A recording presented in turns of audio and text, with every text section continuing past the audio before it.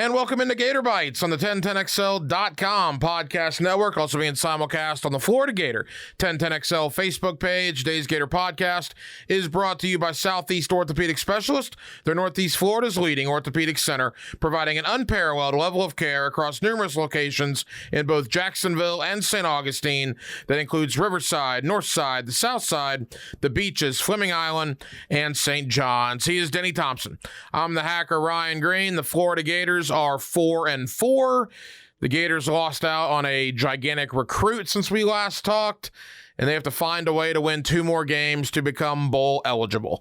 Denny, did I sum up everything since we last spoke? Yeah, I think so. I think you Pretty did. Much covers it. We'll talk to you next week on Gator Bytes. Yeah. All right, let's kind of take it one at a time. McLean. Sorry, I'm trying to find our link to share. I'm not being rude. No, you're good. Yeah. You're good. So, Gator fans that follow recruiting, you'll know the 5-star corner, Hermione McLean from Lakeland, was thought to be a Gator lean the entire time. The recruiting websites had 90 to 95% certainty he was coming to Gainesville. If it wasn't Florida, it was Alabama. I didn't see hardly any Miami. And, of course, he ultimately commits to Miami a week ago today. We live in a world of NIL. It's an NIL world, Denny, and we are all just living in it. Yeah, I mean, I like the world we're in. I know a lot of people don't. But for those of you who know, I train quarterbacks for a living. And so I kind of saw the world before, and I see the world now, and it's a more comfortable world. The numbers that are being reported for these guys are way overinflated. So don't stress about that. No, but they're not retiring off their college career. And by the way, it's legal now. People say, well, what, you got the bag. Well, that's where I was going. Okay. The way it's being used right now, and I'm not accusing Miami of this because they could have been above board and had somebody. I don't know how they can do it, but right. Technically, yeah. I'm sure they were above board on this one. Technically, NIL is not supposed to be part of the recruiting process, meaning you shouldn't really even be having those conversations at the school level with recruits. And so I've seen people talk about, hey, Florida needs to get more aggressive. Well, it's not just Florida. You look at Georgia. Have you ever heard NIL numbers out of Georgia? No. Have you ever heard NIL numbers out of Alabama? No. It's like. And by the way, Florida's plenty aggressive with some of the guys they've gotten. Right. They're being fair, and all those schools that I just mentioned are being fair. But they're doing their best to stay within the spirit of the rule. And again, I'm not accusing Miami of anything. This is more directed at an education piece of this, of the way this should go. Is I'll just say, we've got 16 quarterbacks committed to Division I schools this year. None of our 16 guys are millionaires. None of our 16 guys know, okay, this is how much I'm getting yet. When they get on campus, they'll find that out, and that's what they've been told. Mm-hmm. And at some point, you just got to trust that. And I think as time goes with this, and schools know and recruits know the process, and schools all get together on this, because they will, this will be a little smoother and won't be as big of an issue as what it is now. But it certainly looks like, I don't know this, but it certainly looks like somebody from Miami convinced McLean, however they did, within that last week. Yeah. Right. And that, I think that makes it fun. I really do, because I think all of a sudden now you look at recruiting, and recruiting bores me. I don't like recruiting. But now all of a sudden it's like, whoa, wait a second. You have Jackson State last year with now Travis Hunter. And now all of a sudden, I think it makes it fun unless you were a Florida fan last Thursday night, and it was not fun. And I get that, and I respect that. I do. But I would think that there's probably Florida's going to get their fair share of guys with this, and they're still right up in the running for the number 2 corner. Mm-hmm. They've signed some other corners. I don't think it's the end of the world, but it would have been nice to get the number 1 guy for sure. I just think he would have been the highest rated player. Now, again, regardless of what you think of recruiting websites, right? That's what we're going on right now. Some you might not like him and you might not care, but for website purposes, recruit nicks out there. Martez Ivy was the highest ranked guy the Gators have gotten in the last decade. Beast in high school. Yeah. And McLean would have topped that. Yeah. One thing McElwain couldn't do, one thing Mullen could not do, and one thing they hired Billy Napier to do is get the 5-star top 20 national talent. And losing on a guy like McLean hurts. Not only did you lose into an in-state rival, but you thought you had him. And it's like, well, okay, how is this different than what we had from McElwain and Mullen? I know it is different. Oh, yeah. But you got to remember, me to an extent, but you certainly, much more than I am, you're inside the curtain, right? Yeah. You're inside the inner workings. People watching and listening to this maybe are not. So how is what Billy Napier doing on the recruiting trail better than what Mullen and McElwain is doing? Well, I think the first thing, the most important thing is he likes it. Like, he likes the recruiting side. He's got an abundant staff. We want to just say that. Like, I mean, everybody knows their role. No stone goes unturned. All the cliche sayings, but at the end of the day, he likes recruiting and they're good at it. And when you look at what Florida came off of last year, excuse me, and then frankly their performance this year up to this point, recruiting hasn't really suffered. And this is it's going to end up as the best recruiting class that Florida's had maybe since, I don't know, the Urban Meyer years, when it's all said and done. And so I think there's a big difference. And I think people can see that in the way this is going, and they're a relationship type of recruiter, which, you don't have to be, but there's people who are very successful with it, and they seem to be. Their facilities are in action, like they've got a plan. They've now, that first year is tough because you're learning how to host official visits at your new place with a new facility, all that kind of stuff.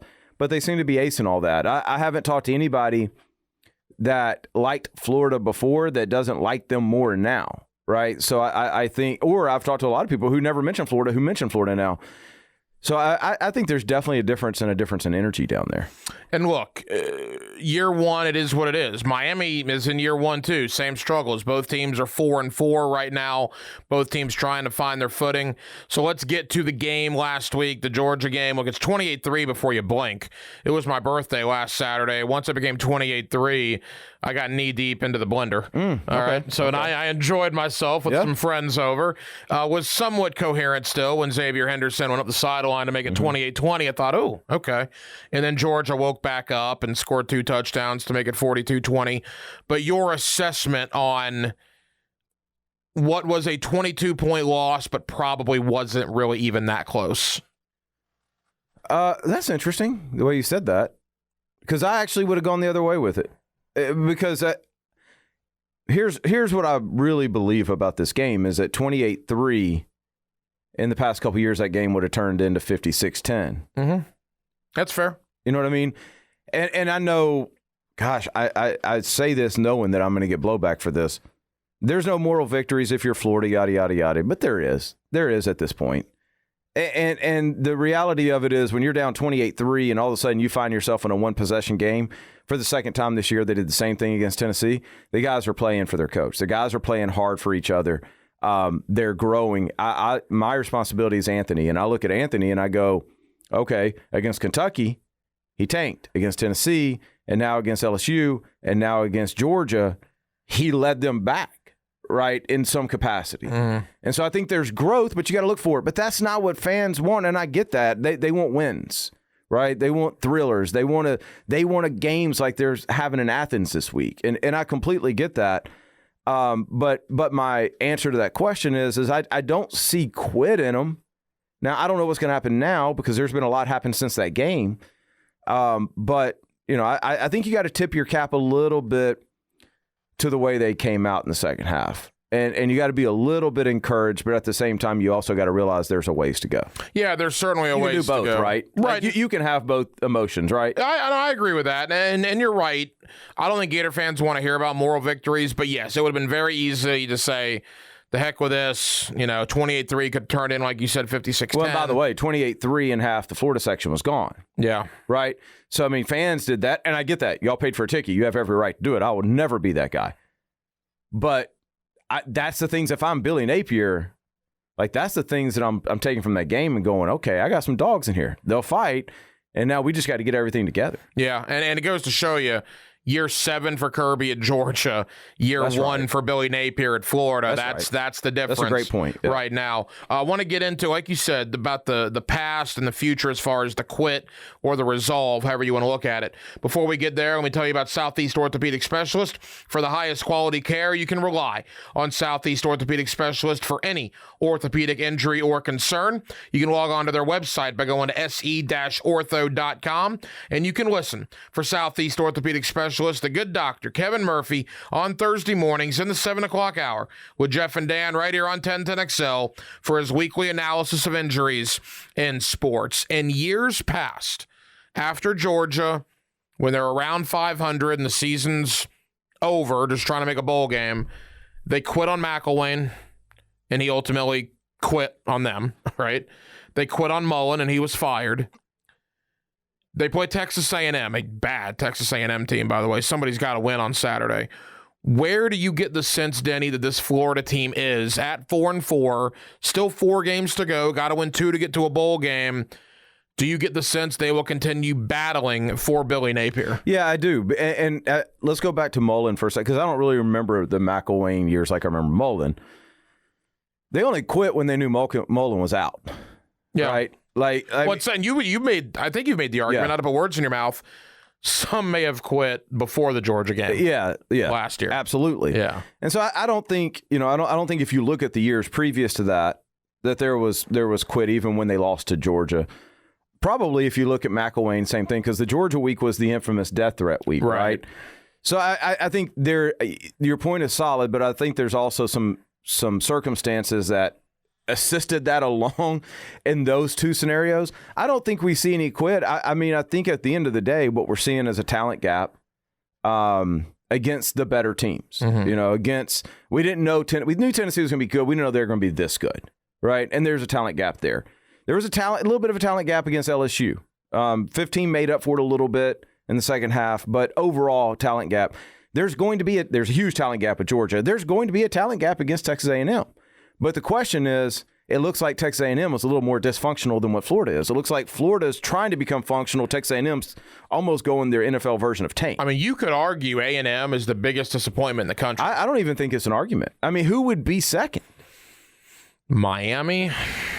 Yeah, maybe. But again, Miami first-year coach. I think they are, which is also kind of scary going in there, right? I mean, you're going into a school that is in the same situation you're in. If they got to win some games. Well, the problem is they might have found their quarterback last week because he looked pretty good against Ole Miss, and Ole Miss survived. I mean, A&M. Yeah. A&M could have very easily beat Ole Miss last week. Yeah, Connor's a good player, man. He's going to be their long-term guy.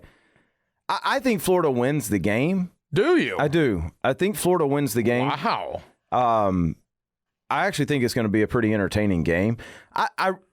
Gosh, I hate even saying this out loud. I like what I've seen the last couple weeks out of Florida's offense. Like, Anthony has missed a couple of easy throws that changes games, right? But they're starting to scheme up some separation at times. There's still 80% of the throws where there's none, but you can see they're starting to find kind of a rhythm in their scheme. Now, I don't know how that plays the rest of the year, but moving forward, I like it. Right, moving next year and the year after, I like it because you can sit in front of recruits and transfers and go, hey, here's what we see you doing and things like that. I think Florida right now is looking for that big victory, and I think those guys are fighting for that big victory. They just have had a hell of a schedule, man, and I'm not an apologist. It's true. They have played number 1. They have played number 2. They have played number, 7 at the time. They have played number 20. They have played, what's LSU now? 10? 10 in the college football playoff, 10? yeah. I mean, y'all just think about that for a second. Over half their games have been against top 15 opponents. Yeah, you and I, and this is good because you and I completely disagree on this game on Saturday. I don't think they have a chance of winning this game, and I'll tell you why. At a certain point, fatigue or whatever, I think they put a lot into that Georgia game during the bye week. They lose. You got the Brenton Cox thing that happens. You lose Keon Zipper in that game. Justin Shorter's questionable. They don't have a lot of talent anyway. If you're without Zipper, which you will be, and if you're without Shorter, well, now you got Ricky Pearsall, Xavier Henderson, And what? Some young guys that haven't gotten a chance yet. Right. That we don't know what they're going to do. Like a Jaquavion Frazier. That kind of excites me. A Marcus Burke from here in Jacksonville. Yeah, he got some time last week. And there's merit to that. But I just look, this game's on the road in College Station. I do wonder the Brenton Cox thing, because there were a couple of players, including Trey Dean, that went on social media that were talking about having Brenton Cox's back, and I wonder how that's going to play if they start facing adversity on Saturday. I don't think it plays unless there's an issue we don't know about. I mean, There's all kinds of rumors about Brenton Cox. Like, for example, let's just say this. Like, if you did something and screwed up here and they fired you, mm-hmm. like, okay, cool. I would still come to work and everything would go. Like, I'd still talk to you. Like, everybody makes mistakes, right? Like, it's not, you can be empathetic and you can be a good friend, and at the same time you can do what your job is to do or what you're there to do. So I don't think those two things are mutually exclusive at all. But I get what you're saying, and I don't think never mind the fact he was their best pass rusher too. So that not having him on the field is going to be a problem too. Yeah, I don't really know what's going to happen, and that's kind of the fun part of the last 5 games or 4 games of the season. Yeah, is outside of Vandy, they better put up a number, but outside of that, you're watching every game, and Florida could win or could lose. Yeah, there's no question. I've had people on this week on Hacker After Dark that told me they're going to go 4-0. Yeah. I've had people that say they could go 0-4. The Vandy thing's weird, and we'll get to that in Vandy week. It's going to be in Nashville. It's probably going to be cold. There's going to be 20,000 people in the stands. Mm-hmm. And Florida always plays weird up in Nashville. It's just odd. But no, I mean, South Carolina, I don't know what that was against Missouri last week. They looked awful. Florida State, I would probably say of the 4 right now, that's the hardest. I am the least bit convinced they're going to go into Doe Campbell on a Friday night, because Florida State's going to smell blood in the water there. I like the fact that it's a noon kick against A&M, 11 o'clock Central, and I also like the fact that A&M is just not very good right now. So something's got to give, but what concerns me about this game is what you said earlier. A&M has to win. Yeah. They're at home. They could look at this as kind of a let's get the last 4 to get bowl eligible type thing.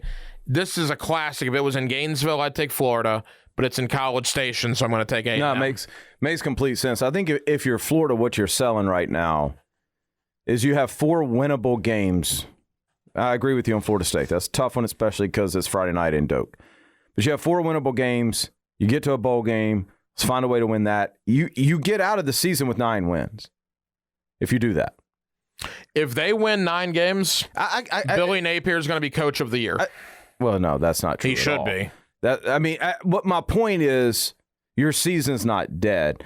And saying that is not insane, because we just said they could win. Now, they could also only win 1 more. Right. That's kind of the excitement behind this, I think. It's weird that 3 of the last 4 on the road. That is bizarre. Yeah.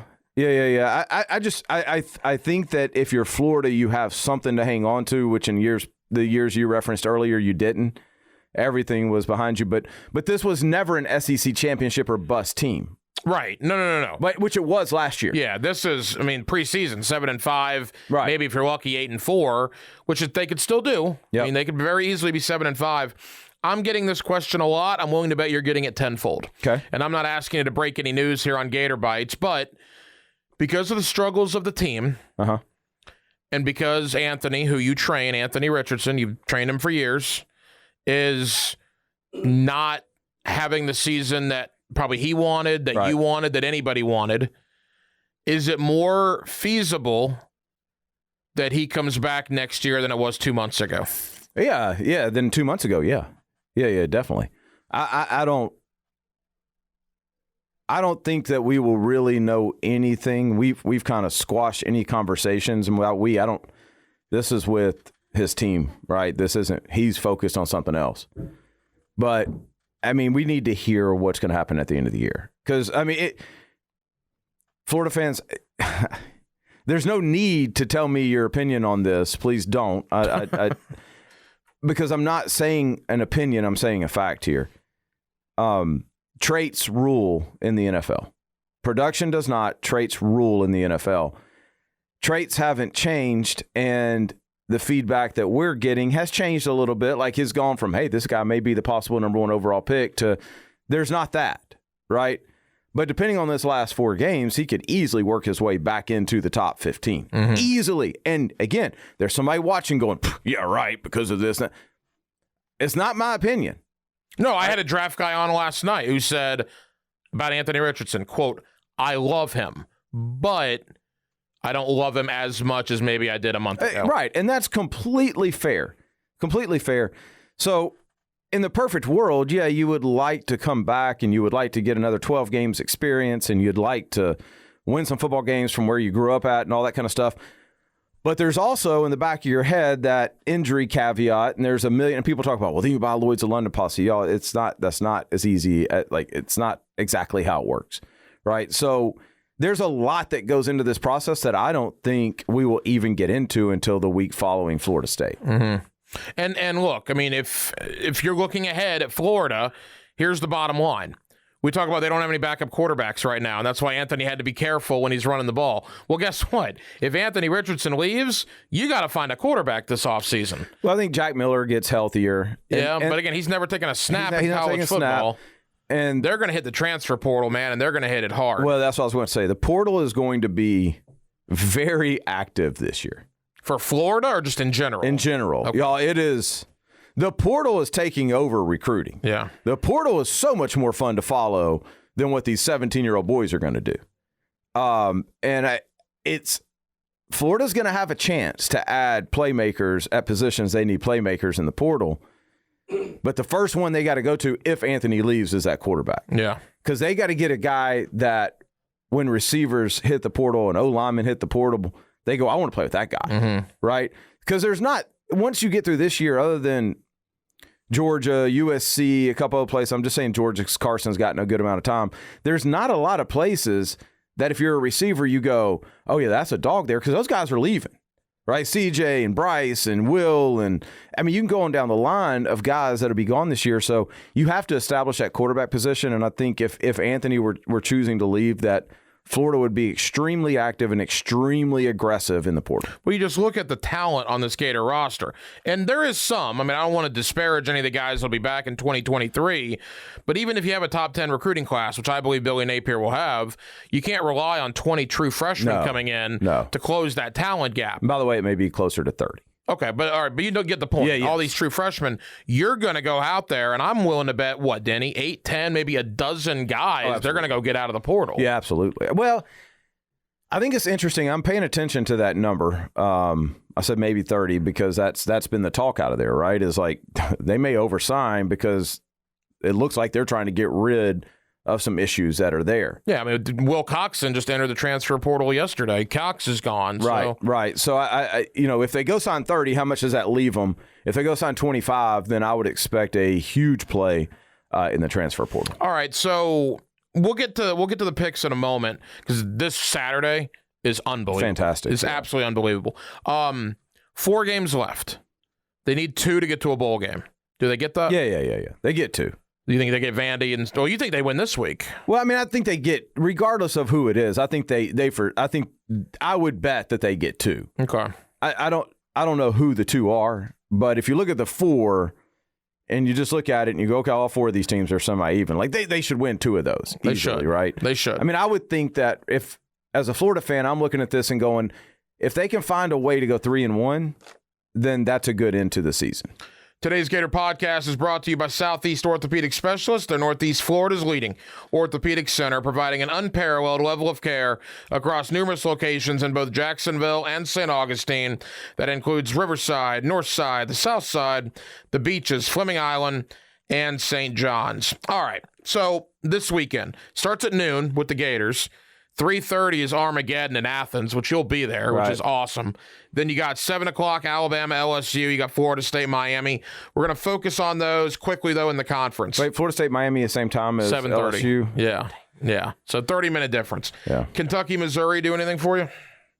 I guess Will Levis. I love watching Missouri's defense. Yeah. I love watching their defense. Yeah, it does. I not enough that I'll watch it, but I'll probably go back and watch it next week because I want to see what Will does against that defense. That defense has given good teams problems. Do you love Missouri's best defensive player being an ex-Gator?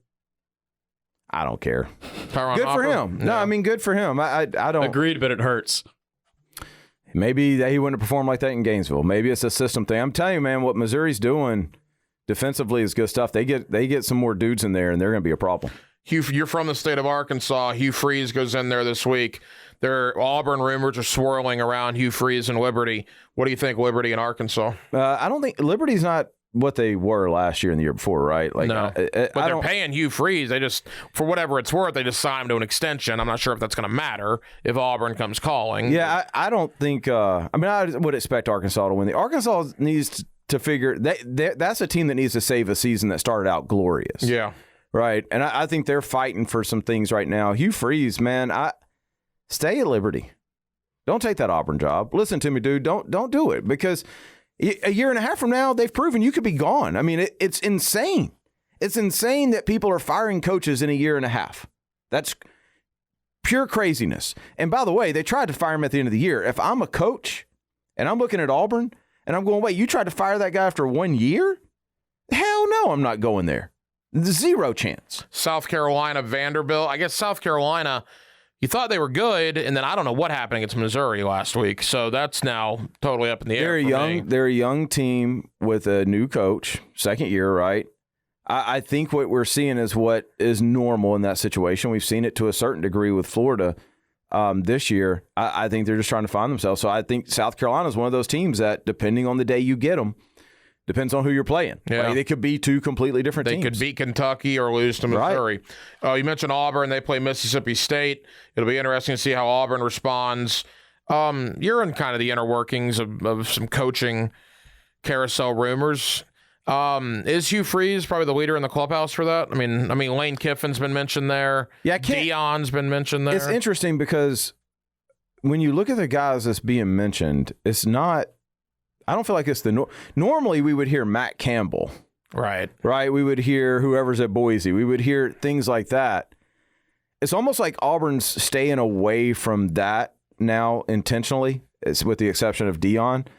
But I can't imagine in what world right now if you're Lane Kiffin, would you go to Auburn? Like, you've got Ole Miss being like a cool place to go. Right? He's probably going to be in a New Year's Six bowl game again. Right. You've got a team that's learned your system and, barely missing a beat after Matt Corral puts up crazy numbers last year. I can't imagine him leaving that. I really don't know about Hugh Freeze. The Deion thing intrigues me, but is that the job he leaves Jackson State for? Well, the one thing, and again, you know some of the inner workings at Auburn from the whole Joey Gatewood situation. Everybody you talk to about Auburn says, man, the boosters are a gigantic headache. It's brutal. It's a problem. I don't think Deion's going to want to deal with that. Deion's not going to deal with it. I don't think Hugh Freeze is going to want to deal with it. And Lane Kiffin certainly not going to want to deal with it. I don't know. It's still a great job. It's still a job that's going to pay somebody $6-7 million a year. But yeah, I mean, you're talking about guys who have other choices. And I think that, and this worries me about Florida a little bit too, by the way, but I think that quick trigger syndrome that they've got at Auburn, because even Gus was rumored to be fired for like 5 straight years, every year, right? I think that's going to start to affect their coaching searches. And when I say it worries me about Florida too, we're barely into the Napier tenure, and there's people already saying this is a bad hire. Guys, like, you got to give guys chances, or 10 years from now, you're going to be in that same boat where you're going to be the place that coaches you're not getting your first choice. And we've seen that in the coaching searches previous to this one. Right. Agreed. But like we talked about, what's going to be the problem for a lot of these new guys is Josh Heupel. Josh Heupel goes to Knoxville, and in less than 2 calendar years, he's got him number 1 in the college football playoffs. Yeah. No, I think you should see big improvement in year 2. And I'm not talking about Billy. I'm talking about every coach. You should see big improvement, which they didn't see at Auburn. In fact, they went backwards at Auburn. But, yeah, Heupel's the outlier. But that year 2, year 3, year 4, you should continue to see better. And I just think, me personally, when you hire a coach then it should be at a minimum 3 years, probably 4, before you even start to consider getting rid of him. That's fair. And again, I say it's fair for a rational human being, such as yourself. Some fan bases simply aren't rational. But there's so many moving parts with it. There's like when you get hired, there's so many moving parts. It's not like they just drop you in Gainesville or Auburn or wherever it is and go, okay, have fun. Yeah. Right? It's like this is a major corporation that you're the CEO of. And every time you make that change, you change everything.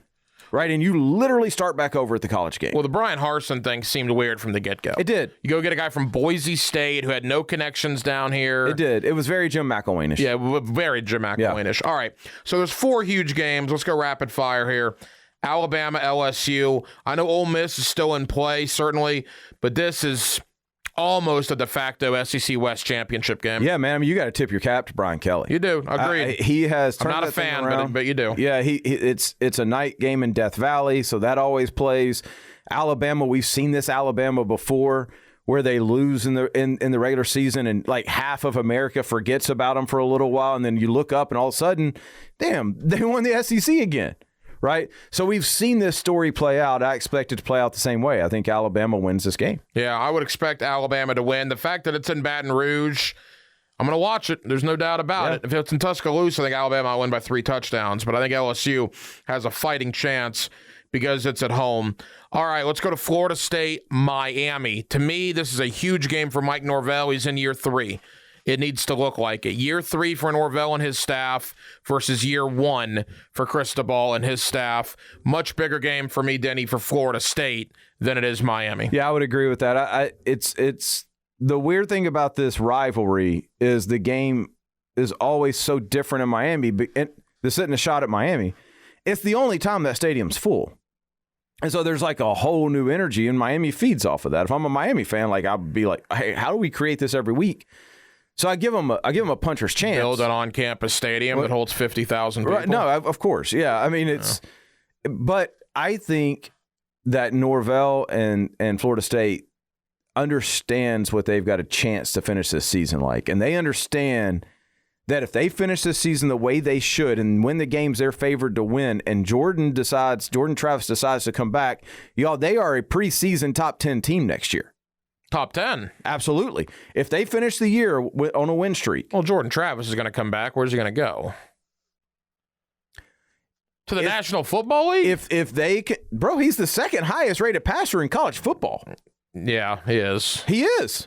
Fact. Yeah. Okay. Absolute fact. I'm not saying he wouldn't be drafted, well, if he declared what would he what round? Fifth round. Right. That's kind of what I'm Fifth saying. Round. Why would you do that? Again, I didn't say he is. I'm just saying yeah, if. Okay. All right. I'm fair just enough. leaving that out there. I genuinely didn't know. I was curious. So I think it's one of those things where, like, if you're Florida State and you're Mike Norvell and you're that staff and you're the AD and you're everybody in the school, and you could have told them before the beginning of the year, hey, you're going to end this year on a win streak that may put you in the top 10 preseason next year. Like, that is a massive win. Yeah, and what I love about next year, too, because both teams will have footing, Florida State, LSU play again in Orlando next year, which is going to be awesome. All right, I like Florida State, too, by the way. And I think, like I said, Norvell in year 3, you need to show you're 2 years ahead of Cristobal. You need to dominate this game. From the staff, from the recruiting, all that. All right. Whew. Boy, Tennessee goes to Georgia. You're going to be there. Everybody's picking Georgia to win this game, at least everybody that I know. Boy, I'm leaning orange, man, because I'll tell you what. I'll tell you the game it was. Alabama was a huge game, but it was before that. When they went to LSU and they beat them to death in Baton Rouge, that's a good LSU team. It was 40-13, and it didn't even look like it was that close. So I'm thinking, the heck is Josh Heupel got going on? Everybody talks about Alabama, but that LSU game really opened my eyes. Kentucky opened my eyes. Kentucky opened my eyes more than any. They did not. Yeah. Kentucky did not look like they belonged on the field last week with Tennessee. Yeah. There's something about Tennessee, man. They're getting that 2019 LSU vibe. I was going to say the same thing. It feels very, because you kept waiting for that LSU team to have a hiccup. Yeah. And it never came.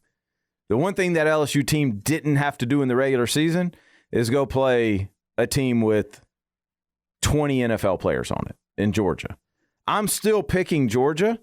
This time last year, I would have said Georgia easily. But when I saw what Tennessee did to a very similar defense in Kentucky, and it made it look simple. Now, it took them a couple series to fill it out, but, man, once they got going, there was nothing Kentucky could do. Mm-hmm. I now think that Georgia's going to have to put up 35 in this game to win, but I think Georgia can. Well, but here's the thing, though, all right? And this Georgia team is obviously very good. Their best win of the year was Oregon in week 1, but that was a different Oregon team than the one we have right now. Other than Oregon, Georgia's wins have come against Auburn, Florida. Look at Tennessee. They've beaten Pitt, Florida, Alabama, LSU, Kentucky. I mean, they have had the most unbelievable schedule to this point, and they've beat them all. Yeah. And usually it's been in convincing fashion. No, I'm with you. I'm leaning on who I think has the better players. That's really because defensively, I can kind of see what Georgia is going to want to do in this, and I think they can. It's what everybody wants to do. Is the fact that they can't do it because you can't substitute against that hurry up and all that kind of stuff. But I feel like Georgia can. I feel like Georgia's 11 that they put out there is going to be significantly better than Tennessee's 11. And when it's a close game, I'm always going to go to the team that has more dudes. And there's no team in the country right now with more dudes than what Georgia has. Real quick, this scenario. Tennessee loses by a field goal. Georgia wins 24-21. Oh, are we going the 3 SEC players? I'm just asking. Tennessee loses 24-21, then wins out. Georgia goes to the SEC championship game. Alabama beats them. 3 SEC teams with 1 loss. They've all beaten each other. How would that get separated? I don't know. I mean, because that when Alabama would have beaten Georgia, Georgia would have beaten Tennessee. Tennessee would have beaten Alabama. Yeah, I got you. I just, at the end of the day, I don't care the conference affiliation. I'm just curious what would happen. The question is, who are the 4 best teams? Yeah. And right now, I don't think those are 3 of the 4 best teams in the country. I'm not saying all 3 would go, but if only one went, who would go if they all beat each other? Whoever wins the SEC championship. So you think Alabama would go, even though Tennessee beat them head to head? There are going to be 2 for sure. I think there's no doubt about that. Like, I mean, especially if Georgia wins and then there's a tight game in the SEC championship, like there's going to be 2. But you got to see what Ohio State and Michigan's going to look like. Yeah. Because you could also make the argument on their side of what if one of them wins that game by a field goal? We got Clemson in the ACC, and then I guess the only other team would be TCU, right? Yeah. So I don't think it's as big of a clump, but that's still, by the time you look at it, that's what, 5, 6 teams? Yeah. Possibly 7 teams. So I don't give a crap. Give me the best games. I don't want to see a 39-0 first-round game. I want to see 2 games that I'm excited to watch, and that actually hasn't happened in a while. I say that, but I'm a huge proponent of the expanded playoff. Mm-hmm. And I know that's going to give us more blowouts, but I just like football. I just want more football. The only other team I could even see having a chance at this point is if Ole Miss wins out, because that means they beat Alabama, win the West, and then would win the SEC championship game. And then you would have an Ole Miss situation there as well. I don't think that's going to happen. I'm just throwing it out there. I mean, but it's not crazy. It's not crazy. No, it's not crazy at all. I forgot they've only got 1 loss. All right, and then finally, obviously, Florida, Texas A&M. The day starts at high noon. You've already said you like the Gators. I like A&M. Really quick, though, why do you like Florida? I don't know. Nice. Yeah. Good enough. There you go. I'm not going to lie to y'all. I never lie to y'all. I don't know. It's just one of those things. I like A&M in a complete ass whooping. Yeah, I think A&M's gonna get Florida the beating. It's a woodshed game. I mean, I don't know if I'd go woodshed, but I'll go A&M by 17. Wait, hold on. I'm a reasoning person. Reason with me on why. What leads you? Hold on. I want to stay on the woodshed comment because what leads you to believe that Texas A&M is going to beat the talk? Because when you say woodshed, I'm thinking like 4 or 5 touchdowns. What have they shown that would lead you to believe that they're going to do that? It's less about what A&M has shown and more about what Florida has not shown.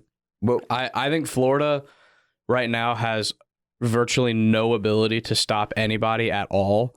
And I think if you stall out offensively for like 3 or 4 drives in a row, the game snowballs and gets away from you because you're not making any stops to counter that out. That's super interesting because I actually think the opposite. I mean, you're exactly right on all that. But I actually think having a week's film on this kid, him playing a second start, like gives Florida's defense that chance. I actually think that. And I don't know, man. I just get the sense that I get if you're Anthony right now, this is a free roll. Because you're not, like, if you're looking at it any way you want to look at it, draft status or what the public opinion of you, like, it can't get any worse. Like, it really can't. So now go out, play your game, have some fun in the last 4, see what happens. To me, my analysis is not going to be near as in-depth as Graham is. I don't think Florida's very good. Yeah, I agree. So, I don't think they're very good. You're going to Kyle Field, you're on the road, and A&M really, really, really needs a win. And I just combine, and I don't think A&M is very good either. That's why I'm saying, because the game's on the road, I'm picking A&M. I do think the Britton Cox situation is interesting. Keon Zipper's out. Justin Shorter may not play. So a very, very average to below average team is going to be without 3 of arguably their top 10 to 15 guys already. That just does not look good to me. I feel like I always ask myself this question. If we were doing this podcast in College Station, and so we knew everything about that team, but nothing about the team, because let's be honest, we don't know everything about Texas A&M. Agreed. Right? What are they saying?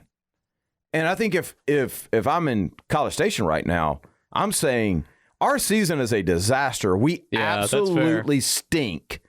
And Florida's beaten Utah, and you know what I mean? Like, they're not critiquing. Anthony Richardson's going to hurdle 6 people. Right, and, like, they're not critiquing every little thing that we do. Yeah. And so I think there's a little bit of, and we're all guilty of this, we get on here and we talk about another team, but we don't really know that team.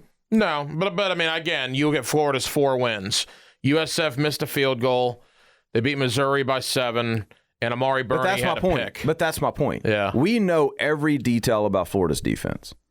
I have no idea how Texas A&M's wins came about. I don't know about Do that you? one corner that always gets cooked. Or Well, whatever. I mean, yeah, I see what you're saying. Tell me how Texas A&M has won. I just don't know. I know. I'm not saying y'all are wrong. I know A&M went into Tuscaloosa on a Saturday night and was at the 2-yard line as time expired. And I don't think Florida would have been in that situation. I know a Florida team that needed a 2-point conversion to time last year and ended up with 6 losses. Well, that's fair. That's fair.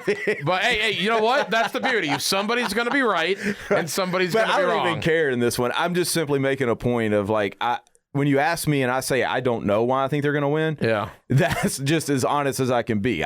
Maybe because I know Florida better than I know Texas A&M, which is probably the reason why y'all are picking against them. Right. You know what I mean? I just don't think Florida's very good. But anyway, you got high noon for the Gators, 3:30, the game you're going to be at, Georgia, Tennessee, 7 o'clock, Alabama, LSU, 7:30, Florida State, Miami. What a Saturday it's going to be. Denny, safe travels, man. Have fun in Athens. Yeah, man. Y'all make your trips to the liquor store today and tomorrow. Don't wait till Saturday. Right. Because you're not going to want to leave the house. There's no doubt about it. He is Denny Thompson. That is Graham Marsh. I'm the hacker, Ryan Green. Thank you for watching and listening to Gator Bytes on 1010XL.com and on the Florida Gator 1010XL Facebook page.